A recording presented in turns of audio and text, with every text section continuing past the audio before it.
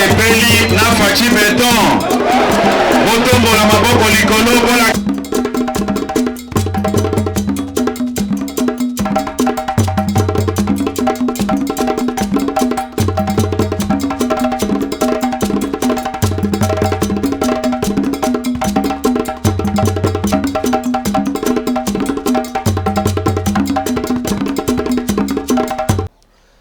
Tati, bonjour. Bonjour, Ndego journaliste. Santé malam. Oui, très bien. Tous allez bien. Ngolu Yanzambe Zali Corona Biso. Pe manabo moi Nzamba renouvelé en haut, donc tout va bien. Merci Cordo Tati. Tous allez moi Mikolebele Tokutanité parce que tous allez qui tellement de démarches à Kolanela, actualité politique et surtout dans la partie aux Ali Bongo, il y a UDPS pour nous koyeba. Mokondi à parti et le secrétaire général Augustin Kabouya Ninga Zalaki toujours Kosala Ozali Bongo Musala Nae. Mais avant tout aborder, avant tout plutôt émission d'habitude Lelo, Tokolobela Mae Matali Est de la République, Otomona Kibongo, Réunion Salemaki na Union africaine, il y a Pona Maramotali, insécurité Zali na Est, Oyo Monamboka. Chef de l'État Félix Antoine Tshisekedi Ameka Kempe Koboya toujours kosa la négociation na M23 ya lingi makambo esila ceux qui esila na ndenge mais esila na ndenge yazo kanisa to kolobala sous makambo o Italie toujours est de la République komona ba dénonciation ezali kosala ma partout ba marche ba geste oyo ezali kolobaki bazoboma bandeko na est mais jusque là ba décision ezali toujours kozwa maté. Tokozonga pe na partie ya capitale ya Kinshasa pour na kolobela ba démarche au Italie bongo le secrétaire général Augustin Kabouya honorable député national pour na qualité ya musala ba pesake et pas chef de l'État en tant qu'informateur et puis tokosuki ça na ba divers tellement ébélé sinon avant de démarrer na émission na biso totuna toujours mutuna ya koyeba boni santé politique ya RDC. Merci Ndego journaliste.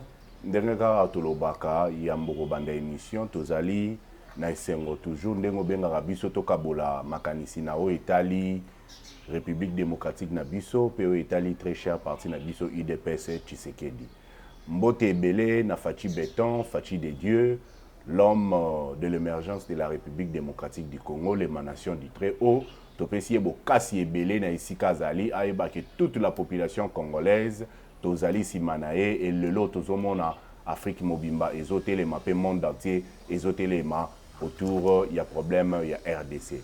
Sans oublier le meilleur et le vaillant secrétaire général l'honorable député Augustin Kabouya, monsieur l'informateur du chef de l'État, na mission o Nzamba Pessie, na mission oyo chef de l'État Pessie te souhaiter fructueuse mission pour na apesa na mokonzi ba résultat na temps convenu. Sinon, santé politique, il y a RDC Zali Malamu. Tout le monde a le lot, les Congolais sont unanimes. Autour, il y a situation, il y a Est. Les Congolais sont le lot, Sinetkali Moko, Ndenge, tout le monde dans le monde entier, où ils ont une initiative, il y a des Ronabiso, Cédric Bakambu qui avait commencé.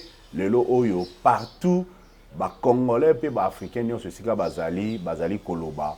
Bazali Koboma na Est, mais le monde entier voit et fêter. Yango biso tokoti kalaboye timukolo monde entier écolobe la problème na biso ya Est pe tokozwa solution définitive sinon topesi courage na bandeko ya Est pe na FARDC na biso o bazali au front pour na ko attaquer ennemi jusqu'à na dernier retranchement na e. Soyez rassurés que le chef de l'État est en voie d'orienter ses pensées, d'orienter son énergie pour que Est Nabiso et Zouapé Yalibela.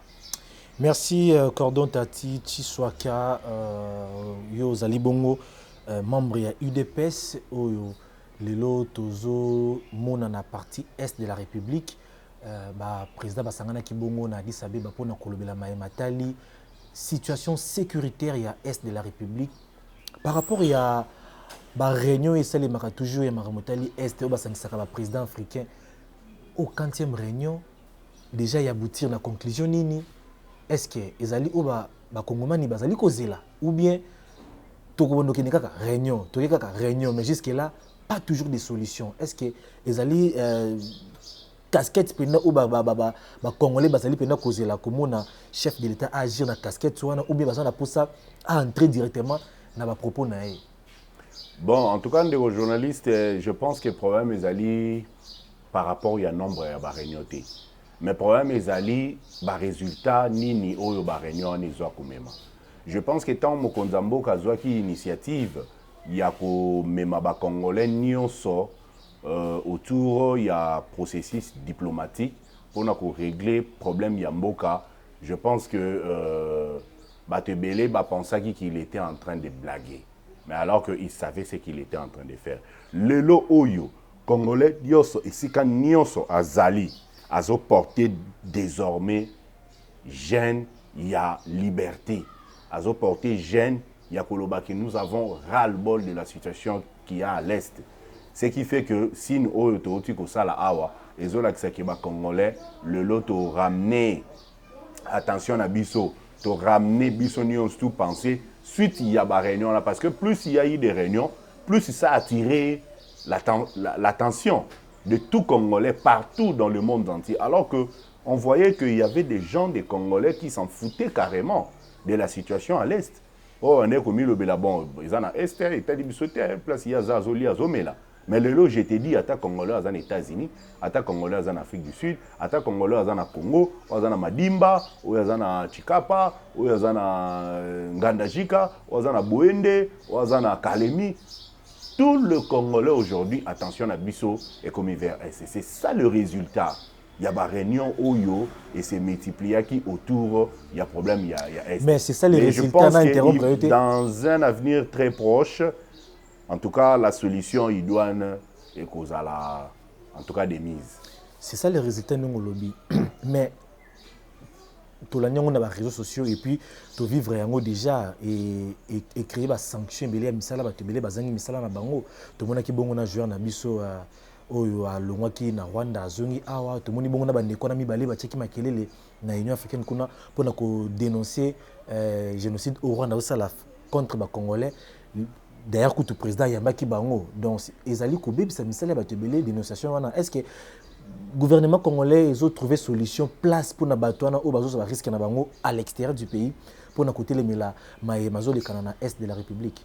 Mais c'est des actes courageux de bravoure. En tout cas, nous félicité Bandeko Nyonso à la joie na biso Luvumbu et à la Bandeko Nyonso bazo dénoncer partout au péril il y a ba vie na bango. Mais je me dis combien ça vaut toutes ces pertes? Au-delà, il y a 15 millions de morts. Ma perte, nion sur bateau, va perdre l'emploi et tout ça. Ils vont valoir ni au-delà, il y a 15 millions de morts de Congolais. À un moment donné, il faut que Tomi Tala, Toloba, non, ça doit s'arrêter. Si on doit même arrêter de travailler, arrêter tout pour que Bissonio soit attention à Bissonio Zalana Est, en tout cas, ça vaut la peine. Ça vaut la peine. C'est des actes que nous encourageons et nous demandons à tous les Congolais de les faire.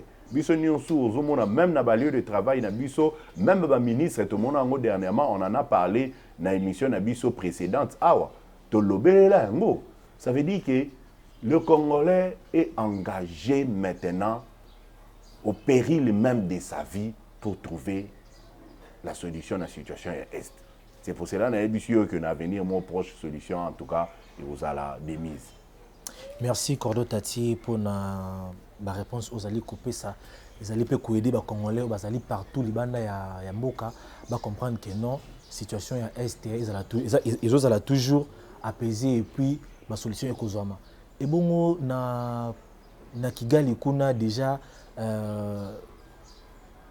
président américain à travers ba diplomate nae ba meka qui un peu kokebisa bongo le président ya Rwanda Paul Kagame pour na ameka un peu kozongisa ba troupe nae et le wana sol congolais mais koyoka ba réponse ya Paul Kagame ya zali koloba ete que non au contraire RDC zali kotia il y a renversé le pouvoir en place nae zali kotia pouvoir en place nae en danger il y a aussi la nyonso de manière que à quoi il s'amaté à attaquer. C'est comme s'il est toujours innocent, il ne reconnaît de rien de tout ce qui se passe dans le génocide du Rwanda. Bon, en fait, on a besoin de réponse n'a été parce que ça nous importe peu, mais quand même s'il faut analyser en haut, aujourd'hui, la peur a changé de camp. C'est le grand résultat, il y a des efforts consentis par le chef de l'État. Car les Alaki, on ne pouvait pas parler de Kagame. Que ce soit dans la sous-région, que ce soit au pays. Mais aujourd'hui, tout le monde a Burundi, tout le monde a Tanzanie, tout le monde. Dans la sous-région, on va dire non, Kagame est trop, c'est trop. Et maintenant, à comme il faut vivre dans peur, dans ventre, à comme il faut protéger pouvoir, ça n'est plus de 30 ans aujourd'hui. Kagame a 30 ans au pouvoir. Il n'est pas éternel. Ça prouve à suffisance que c'est un dictateur. Ça prouve à suffisance que c'est un dictateur, alors que l'autre, avant, il y a la démocratie, où il s'est installé pratiquement en Afrique, et puis, avant, il y a pour refuser le néocolonialisme. Donc, Kagame sait que il n'a que des jours à compter dans le pouvoir en place. Et c'est ce qui va être fait. Qu'il éveille ou pas, la paix de la sous-région du Grand Lac passe par l'éjection de Kagame comme président du Rwanda. Et ça, nous le disons à haute voix que Kagame, trop, c'est trop. On n'a plus besoin de dictateurs en Afrique, on n'a plus besoin de sanguinaires en Afrique. Tous en battu oyo bako sangana. Comme nous, RDC, tous en 9 pays où entouré biso, tous sangana avec le potentiel qu'on a pour le développement commun. Il y a peuple Nabiso, il y a Afrique.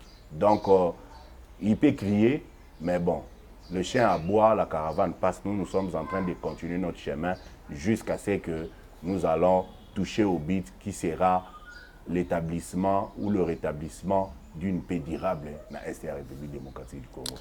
Merci Cordo Tati. Revenons rapidement à Matali. Toujours actualité politique aux Zalaï Bongo. Secrétaire Augustin Kabouya, secrétaire il y a parti cher, il y a Félix Antoine Tshisekedi a désigné Kebongo informateur pour na ko sala mosala na na délai ou ba pesa ki Zalaï Bongo il y a 1 mois renouvelable. To combien à niveau nini actuellement? Yamboko répondre à l'émission na yo, to lobik to lobaki yango na bandeli émission que le secrétaire général a zaki mission comme d'abord honorable député, mais aussi comme le chef, il y a parti politique ou Kendaki comme parti ou comme en tête dans le niveau, il y a des députés Oyo, Bazali Bongo et Belé Nakati Assemblée nationale. Topesi félicitations et Belé Makasi parce que ça prouve à suffisance le travail de qualité Oyo à abattre Nakati a sphère politique Nabiso. Dans l'ensemble et puis précisément Nakati appartient à Biso IDPS n'a porté IDPS comme la première force politique Nakati a Assemblée nationale. Mais Ndengo Lobby, le secrétaire général est en train d'abattre un grand travail. Il avait dit le jour où il a présenté qui programme Naye, Yamoussala, Ezaki Bongo le 15 février, où il Pézala qui jour, il y a 42e anniversaire. Il y a parti Nabiso UDPS. Aloba qui a consulté la partie prenante Nyonso Oyo et participé qui bon une élection il y a le 20 décembre 2023. Lelo yo nangana bino tozo mona musala au secrétaire général azo sala par rapport à Balé. Tozo mona ba Nyonso ba fimana ki ba Nyonso ba tamola ki ba na ba marche. Atiki mutute. Nde sali que lelo yo même batu oyo ba uta koloba il y a près d'un mois où que élection il y a le 20 décembre 2023 ils avaient qui simulacre d'élection pour to lingaka mingi ba terme ils avaient qui simulacre d'élection mais to moni batu ya simulacre d'élection ba eko consulter bongo l'informateur pour na koyeba ko s'aligner na vision en chef de l'État. Nous sommes contents, nous nous réjouissons de ça. De comprendre que les Congolais sont épris de bon sens, basés alignés derrière la vision du chef de l'État pour nous développer Mboka. Tous les là-bas, on peut dire que Bazaki na mission, il y a na ambition que dans 6 mois, Bakoki ko sa guerre na Est. Tout ça a besoin na bango, sa proposition na bango parce que c'est avec leur proposition que le Congo sera développé. Donc, bandeko nyonso balingi Congo, baya ko apporter ba proposition à bango parce que tout Congolais a le devoir il y a apporter ma proposition sur Kazana Ngoya Malamu pour le développement de notre pays. Donc, de rejeter mon touté, l'informateur Azali, tendre menaye, na mutu nyonso, ndenge tomonaki, premier ministre honoraire, Mozito Ayaki, tomoni, Matata Mponyo, qui était aussi, Badoui, Beti, Massassi et tout ça. Donc, nous comprenons que les gens commencent à se réveiller et nous encourageons ces vents. Donc, nous avons besoin de tout le monde pour le développement de ces pays. Avec tout ce qui s'est passé comme des critiques, des insultes, comme des menaces, des attaques, des propos, c'est pas ça qui, avant la campagne, avant la campagne, on peut dire que les lots s'est oublié complètement. Bon, en fait, il faut que propos, question si les élections du 20 décembre 2023 sont simulacres d'élections. Ce qui est élection, ils ont une élection crédible, apaisée et transparente. Parce que bango baloba que na inclusivité pour bango baloba que ba participer na ba élection té. Mais suka nango tout le monde va participer na élection. Quand élection on a lokuta, les loni de Matata po nous a député national yé moko na parti na kaka na élection wana. Donc il y a battre record, il y a pourcentage belé. Ba pourcentage belé donc yé à abolir même loi à seuil. Pour ces lobbies déjà on a plus de 50% électorat au va voter c'est exact. Donc il y a l'équipe sans seuil. Donc c'est pour dire que le loyo l'histoire y a élections simulacres ou des élections non crédibles ou des élections au bâtonnier sous il y a ngambo il y a au bazaki na besoin de développement Congo te babandai ko crier awa. Je pense que le lot va comprendre que ils étaient dans le faux. Bazongi Nanzela et Malamu, nous allons marcher ensemble parce que ce sont des Congolais. Merci Corot. Tout le monde est ministre, il y a Jar et famille. Ozali bongo kosenga na ba mama nyonso journée le 8 mars et la journée oyo ba mama ba lata maputa te mais plutôt bazala na tenue ya noir pour na ko télémer la génocide ozali ko selema bongo na ngambu ya este na Rwanda ba impression ezali ni pour na ikanisi oyo ministre ya Jar et famille. En tout cas moi j'encourage cette initiative, c'est aussi parmi des grandes actions à mener. Ça dans le monde entier que la maman congolaise plaire ses fils et filles. La maman congolaise plaire pour sa propre cause aussi. Parce que makambo ezole kana esa ba maman na biso nde bazoza la plus touchée. Parce que des bango moko d'abord bazoza la violer, bazoza la tuer et puis bazo bana na bango bazo kufa. Bana bazo comment va déplacer, bana donc c'est tout ça parce que comme c'est la femme qui donne la vie, une fois que la femme pleure pour la cause de la vie, en tout cas ils auront toujours un résultat.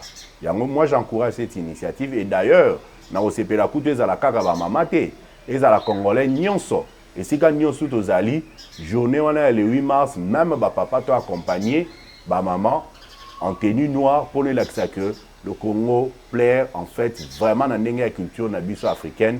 Toujours les lapenza, bana nabiso, bandeko nabiso, ba papa nabiso, ba maman nabiso, ba yaya baleki o ba kuei sur le champ de bataille, que ce soit base à la FARDC, que ce soit des civils, pour nous relaxer que cette fois-ci on va faire notre deuil et enterrer et après deuil wana, ça sera maintenant le relève ou le relèvement. Il y a République démocratique du Congo Nabiso pour un bonheur en tout cas espéré et que bonheur wana et que za la partager na ba Congolais nyonso. Mais est-ce que les candidatures wana pendé za la prise en considération parce que jusque là batatonnement ils ont déjà belé pas ba maman bazomona ngo lokola ils ont peut-être ko saboter journée na bango et puis tenir noir ngo ekozala mutu na mutu kozala na yango na ndenge na ye ou bien gouvernement ko pesa po na ko manifester jour wana. Bon, en fait, déjà, journée le 8 mars, ils ont la journée, et eux, ils n'ont pas signifié qu'il faut la Tamaputa. Non, parce que ma maman n'a pas la Tamaputa tous les jours.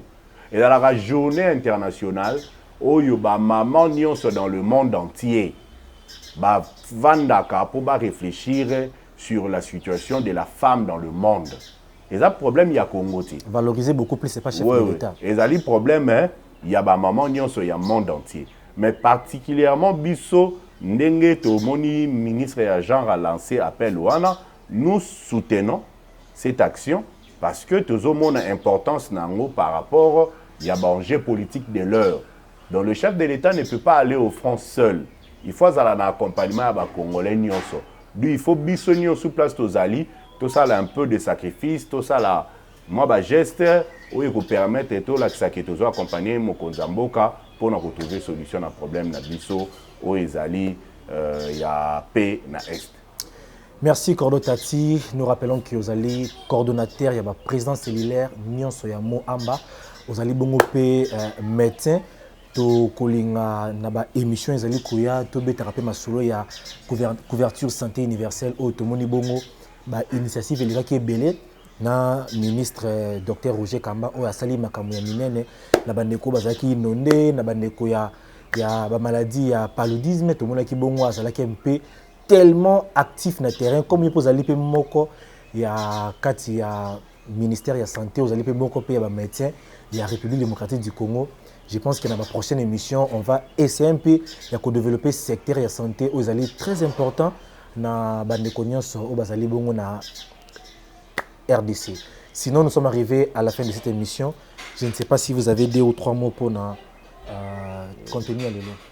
En tout cas, par rapport à Soué Nayo, Tozo répond directement que nous sommes toujours disposés et disponibles. Il y a Kolobelela. Nous avons touché Mboka-Nabiso et cette fois-là, peut-être particulièrement Rosala, autour, il y a santé, il y a Congolais, il y a Congolaises, où il que les alliés pris en charge par les ministres sectoriels. Nakombo, il y a Excellence, Dr Samuel Roger Kamba, qui est l'homme de la réforme, l'homme de la couverture santé universelle, où Mokonzambo a pris ses responsabilités pour que le système de santé Nabiso ait un changement, ait une réforme pour le bien-être et pour la santé de tout le Congolais.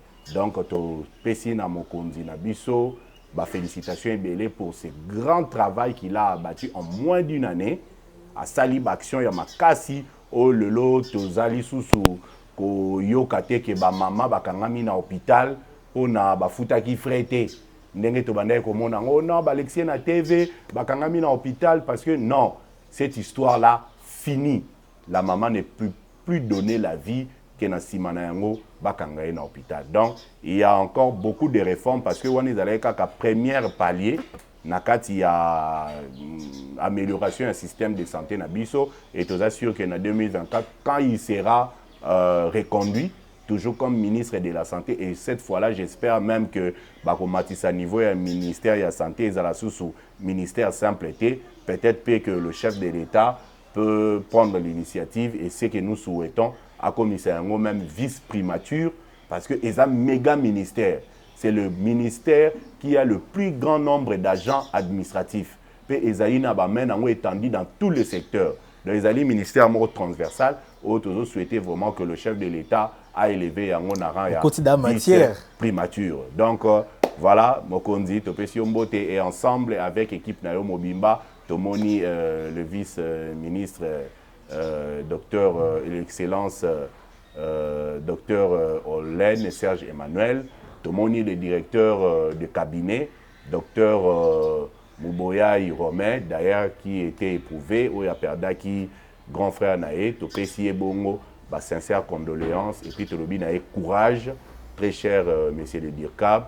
Nous sommes sûrs et certains que vous êtes un homme fort et vous allez en tout cas remonter cette lourde épreuve Oyo, Totiko connaître, sans oublier Rose qui est aussi affectée, Topesi Epe courage et belé.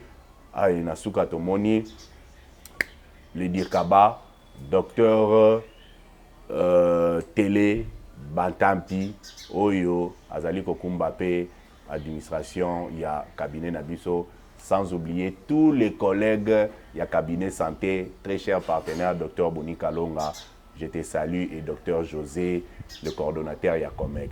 Voilà, et les membres de Bakissa, il faut qu'on note aussi qu'au-delà d'être président cellulaire, nazala rappelé membre et à coordination, il y a collectif des médecins congolais pour le changement.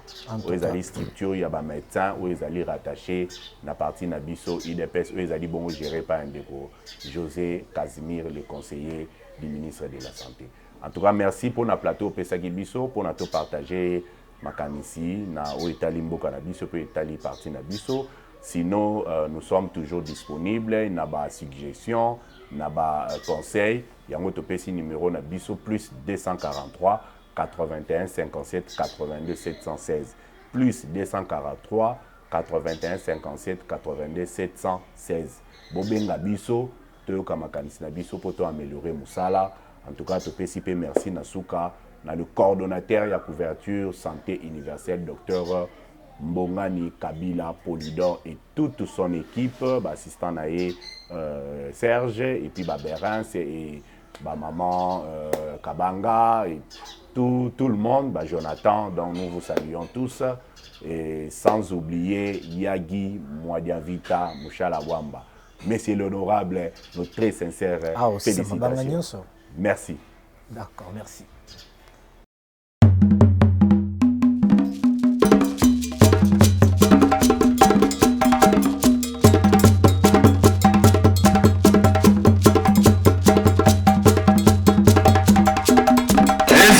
Osepeli na fachi beton. Botombo la maboko likolo.